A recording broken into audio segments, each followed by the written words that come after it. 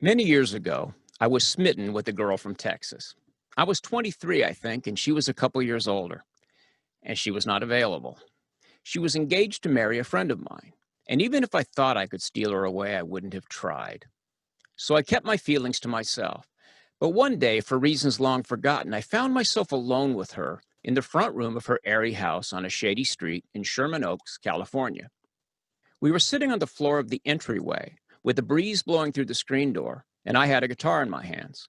I played her a song I'd just written, and we talked about it, what it meant, how it felt. Then she said, You know, I play guitar a little myself, and I've written some songs too. I hadn't known that. Her soon to be husband was in a band signed to Columbia Records, and what they were doing was usually the topic of conversation. So I handed her the guitar. She began to make some chords, but realized that her fingernails were too long to fret the notes. Damn it, my nails are too long. I'll be right back.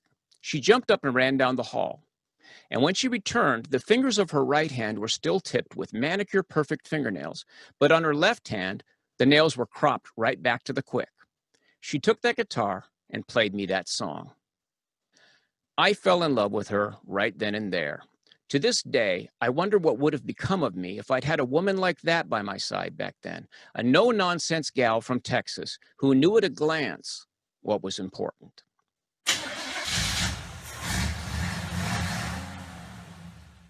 I've had long visits in Texas several times since that long ago spring day, and I've met a lot of good people.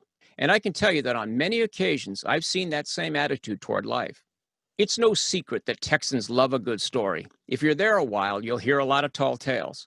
You see a certain twinkle in the eye when a Texan embellishes a story to, make it more interesting, or often to turn an ordinary incident into a roughshod parable. The place itself seems to be carved out of Western mythology. Texans love a good yarn, but when the chips are down, expect the blunt truth. Call it a taste for imaginative mischief balanced by a low tolerance for bullshit. The Texas mythos unites the state in the same way that Americanism once united all 50 states. This place actually has its own form of patriotism. It's a country within a country. Believe me when I tell you that there are more songs written about Texas by Texans than all songs written about all other states combined. If you're at a show out there and the band announces their Texas anthem, everybody cheers as if the climax of the evening has finally arrived. Several times at campfires and song polls, I've made friends with a batch of folks who have rewarded me with this declaration. We're going to have to make you an honorary Texan. It's hard to imagine anybody being granted a similar honor in California these days. Even my liberal friends are embarrassed by what it's become. To call somebody an honorary Californian would be something of an insult. Nobody uses the phrase the Golden State anymore, and a U-Haul trailer here is as overpriced as that $500,000 shack you're trying to escape. There are that many people leaving. I've listened to Joe Rogan for years. Doing the podcast from his man cave in Woodland Hills, he sometimes hinted about moving to Texas. But when the control freaks who run California crushed our culture in response to a virus, he suddenly got serious. 15 days to slow the spread has now lasted so long that he's had time to buy a house, move his family, and build a new studio in Austin. And we're still locked down, 9 months and counting. Just this past week, Elon Musk announced that he and Tesla were leaving their Silicon Valley home for the state that thinks of itself as a country. A lot of SpaceX is already there. If we're talking about natural beauty, let's be honest. Texas ain't no California. And anybody who spent a summer there and then one in, say, San Diego will not be confused about who has the better weather. In terms of raw potential, no place in the country can touch California. So the exodus out of here might surprise some people. Even if you count the illegal entry of immigrants, more people are now leaving California than coming into California. And that worries a lot of Texas conservatives. They assume that every worker who follows their employer to Texas is a progressive who will immediately get to work ruining their beloved state. But I see the role of Texas as unique, and I think that Texas will remain Texan. The exodus out of California is driven by the search for common sense. California doesn't have it, and Texas does. Business is leading the Texas exodus, not wokeness. Ultimately, progressivism will be no match for Texasism. Look at Beto O'Rourke, not a Californian. 2 years ago, he raised 6.1 million on the first day of his campaign. But with all his talk about rounding up guns and relaxing the border, it wasn't long before the money dried up and Beto dropped out. What's he doing now? He's teaching one course for Texas State to 25 students on Zoom. The Texas congressman most likely to become president is Dan Crenshaw. He hits the right note every time. He's a solid pro-business conservative with great crossover appeal. And Ted Cruz has transformed himself from the guy who Beto almost beat to the much hipper dude he is now. Both of these guys understand the new conservative cool that's been developing in thousands of long-form conversations across the podcast universe. And the topic of these discussions is more often than not what has happened to the Democratic Party. For this whole year, America has been one long display of the chaos that progressives create when they get the upper hand. That's not going to happen in Texas, which is not to suggest that liberalism will be eradicated there. Let's talk for a second about Willie Nelson, because in some way, Willie symbolizes the attitude I want to get at.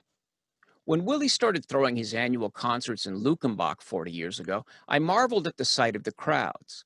Hippies and rednecks side by side, on stage and off. I was confused by this, being from California. I thought this was a never the twain shall meet kind of thing. But both these tribes love fun and freedom, and music brought them together with no problem. I gradually realized that what Waylon and Willie and the boys were doing was not a fluke, but a model. They set up a whole branch of country music in Texas that communicated across ideological boundaries in ways that Nashville didn't. Outlaw country could not have been born anyplace else. First time I drove from LA to the Texas Hill Country, I was staggered by how big the state is. When I finally reached the ranch where the Kerrville Folk Festival was being held, I was worn out. As I set up camp, a couple of folks from San Antonio came over to lend a hand. Hearing that I was from California, they asked what I thought of Texas. I remember what I said because my remark was met with laughter. I said, well, it's roomy. And it is very roomy, and not just physically.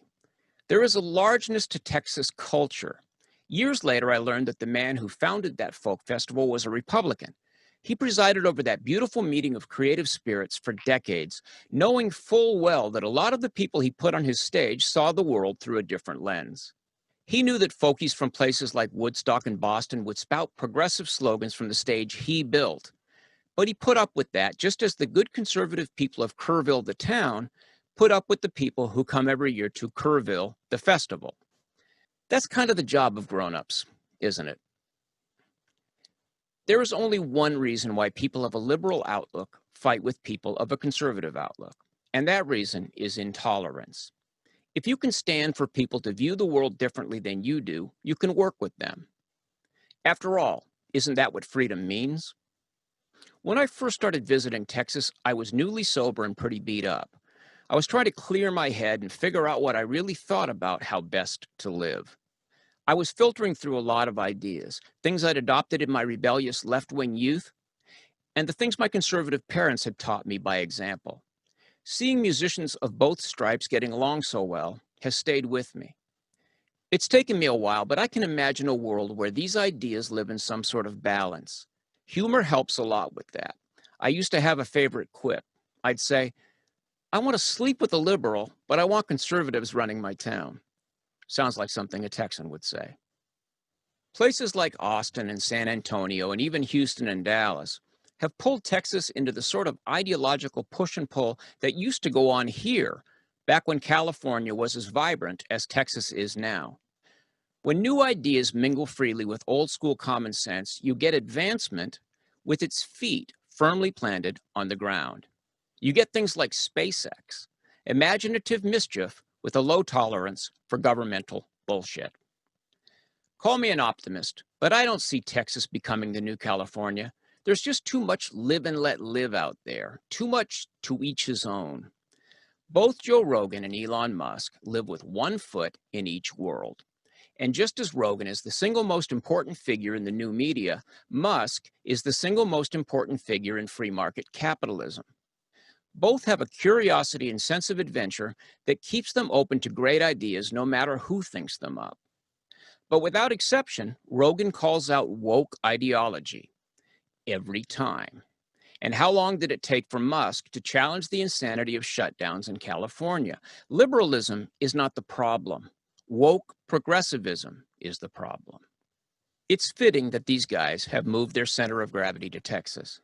My instinct is that the two of them and the many others who will follow will do much to make us realize that the best ideas going forward will not spring from tightly controlled ideological bubbles, that in fact such one-party dominance leads to entropy and decay. California will continue to serve as proof of that for decades to come. If Willie Nelson, with his long hair and braids, could share a microphone with the Okie from Muskogee, and they could beam at one another in true friendship, we can all reestablish respect across the divide. But that will not take place in California or Massachusetts. That will take place in Texas. Because one thing about the Lone Star State, it's roomy. If you're still with me, follow me over to my other channel, and I'll sing you Guy Clark's classic song about escaping LA. Thanks a lot. Thanks for watching. If you like this video, subscribe to our channel and then click the little bell to get notifications.